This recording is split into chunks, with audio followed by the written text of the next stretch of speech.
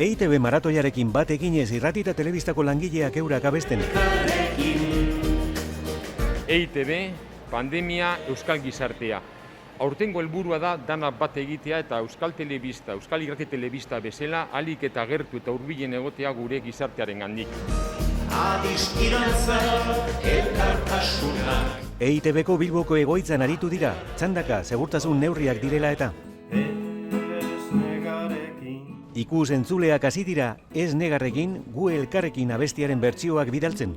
Galantak pasa ditugu baina. Hainbat aktore, musikari eta artistak ere bat egin dute bertsokatearekin. Koronavirusa da urtengo EITB maratoiaren gakoa. Argi izpi bat dago. Zuek emandako dirua eta laguntza balioko du investigazio eta aurrera jarraiteko. Ez ahaztu, danak bat kausa deno gara. Ikerketarako izango da batuko den dirua.